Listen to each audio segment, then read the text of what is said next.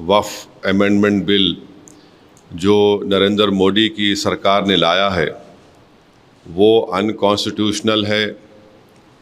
वो हमारे भारत के आइन के आर्टिकल 14 का, आर्टिकल 15 का, आर्टिकल 25, आर्टिकल 26 और आर्टिकल 29 का एक ग्रेव वायलेशन है।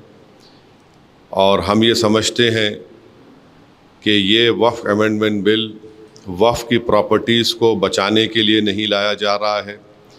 वक्फ की प्रॉपर्टीज़ पर जो एंक्रोचमेंट हो चुका है उन एंक्रोचर्स को हटाने के लिए नहीं लाया जा रहा है। वक्फ प्रॉपर्टीज़ की रेवेन्यू या आमदनी में इजाफ़ा करने के लिए नहीं लाया जा रहा है। ना ही ये मुसलमानों के मुफाद में है, बल्कि ये तमाम अमेंडमेंट्स जो किए गए हैं बीजेपी और एनडीए के सपोर्टिंग पार्टीज़, चाहे वो टीडीपी हो, जेडीयू की नीतीश कुमार हो, चंद्रबाबू नायडू हो, चिराग पासवान हो, जयंत चौधरी हो, मांझी साहब हो या फिर कुमारस्वामी हो, तो इनकी सपोर्ट से बीजेपी ने एक काले क़ानून को बनाया है। और ये इस बात को बताता है कि मुसलमानों पर बीजेपी उनको शक की निगाहों से देखती है। और इसलिए देखती है क्योंकि हिंदू धर्म के एंडोमेंट बोर्ड में, जैन धर्म के एंडोमेंट बोर्ड में, सिख धर्म के एंडोमेंट बोर्ड में, यहाँ पर सिर्फ उन्हीं के मज़हब का मानने वाला उसका मेंबर बन सकता है। इन धर्म के बोर्डों में लिमिटेशन एक्ट अप्लाई नहीं होता।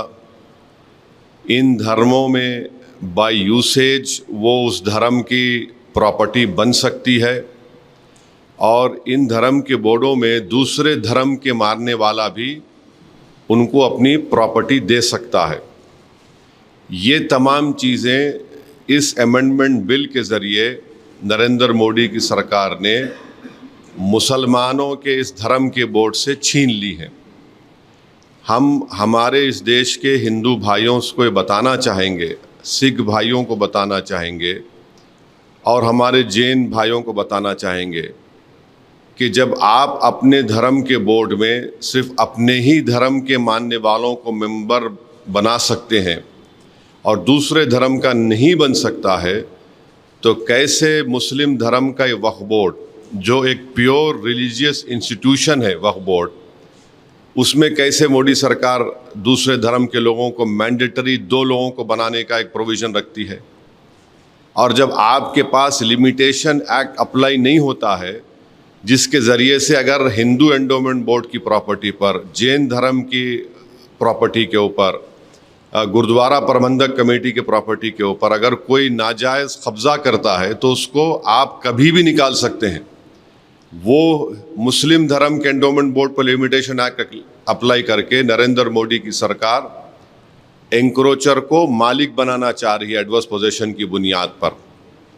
और फिर आर्टिकल 26 के तहत हर रिलीजियस डिनोमिनेशन को अपने रिलीजियस चैरिटेबल ऑर्गेनाइजेशन बनाने का इख्तियार मिलता है, उसको एडमिनिस्टर करने का इख्तियार मिलता है और मूवेबल और इमूवेबल प्रॉपर्टीज़ को हासिल करने का इख्तियार मिलता है। ये मुसलमानों से छीना जा रहा है। और आपको मैं बार बार समझा रहा हूँ कि इस मुस्लिम धर्म के इस बोर्ड में जो अमेंडमेंट्स नरेंद्र मोदी की सरकार ने और चंद्रबाबू नायडू, नीतीश कुमार, चिराग पासवान, जयंत चौधरी, मांझी साहब ने और कुमारस्वामी ने किया है, उसमें सेक्शन 3D आप पढ़िए। सेक्शन 3D को जब पार्लियामेंट में ये बिल डिबेट हो रहा था, उसको बुज़दिली से अमेंडमेंट को पेश किया गया। और अमेंडमेंट क्या बोलता है कि जो भी मस्जिद, दरगाह, खानखा, आशुरखाने, इमाम बाड़े आर्कियोलॉजिकल सर्वे ऑफ इंडिया के तहत प्रोटेक्टेड और एंशिएंट मॉन्यूमेंट रहेंगे, अब ये बिल बनने के बाद उनका register as a Waqf property नहीं होगा।